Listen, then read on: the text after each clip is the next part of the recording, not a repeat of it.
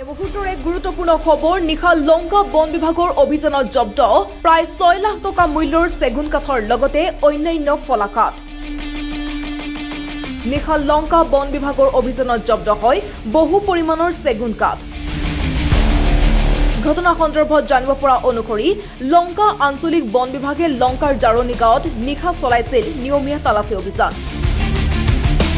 তেনে সময়তে কাঠভৰ্তি এখন বলেৰো পিকআপ ভানে বন বিভাগৰ লোকসকলৰ সন্মুখেৰে পাৰ হৈ যায়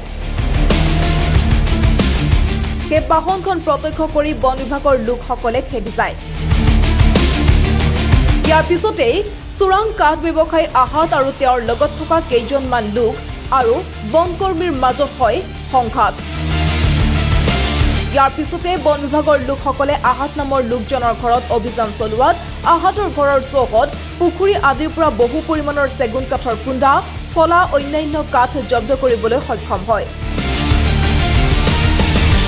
জব্দকৃত চেগুনখিনিৰ বজাৰ মূল্য আনুমানিক 5 পৰা 6 লাখ মূল্য হ'ব বুলি জানিব পৰা গৈছে নিশাই জব্দকৃত চেগুন কাঠখিনি লৈ অহা হয় লংকা বন বিভাগৰ কাৰ্যালয়লৈ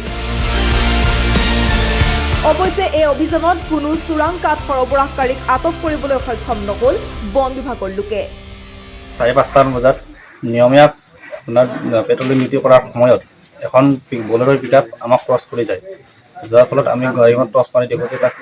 কুণ্ডা ভৰ্তি আছে তাৰপিছত আমি গাড়ীখনক খেদি আনো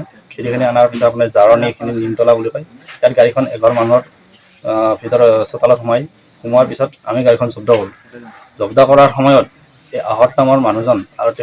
তেখেতে 4-5জন মান মানুহ লৈ গৈছে যে আমাক আক্ৰমণ কৰিছে আৰু গাড়ীটোলৈ পলাইছে তাৰ আক্ৰমণ কৰাৰ সময়ত তেখেতে আমাক হেলমেটেৰে মাৰিছে তাৰপিছত আমি আহি আহতৰ ঘৰত এটা অপাৰেশ্যন চলাওঁ অপাৰেশ্যনত তেখেতৰ ঘৰত আমি বহু মূল্যৰ আপোনাৰ চেগুন কাঠৰ কুণ্ডা আৰু বহুতো বনজ সম্পদৰ আমি কুণ্ডা আৰু ফলা কাঠ উদ্ধাৰ কৰিবলৈ সক্ষম হওঁ ইয়াত আমাৰ ৰেঞ্জাৰ ছাৰো আহি উপস্থিত হৈছে আপোনাৰ পুখুৰীত মাল পেলাই থৈছে ঘৰত ভিতৰত মাল আছে সময় বাৰী পিছফালে আছে ইয়াত চোৰাংভাৱে অবৈধভাৱে তেখেতে আজি বহুদিনৰ পৰা এনেকুৱা কাম কৰি আছে বুলি আমি খবৰ পাইছিলোঁ কিন্তু আজি আমি স্পটত আমি গোটেইখিনি বস্তু উদ্ধাৰ কৰিবলৈ সক্ষম হৈছোঁ জেগাখিনি না জাৰণী বুলি কয় বৰ্তমানলৈ কাকো কৰায়ত্ব কৰা হোৱা নাই ইয়াৰ বজাৰ মূল্য 5-6 লাখ মান হ'ব এই গোটেইখিনি মালখিনি আমি বৰ্তমান ৰেঞ্জ অফিচ লংকা ৰেঞ্জ অফিচত লৈ যোৱা হ'ব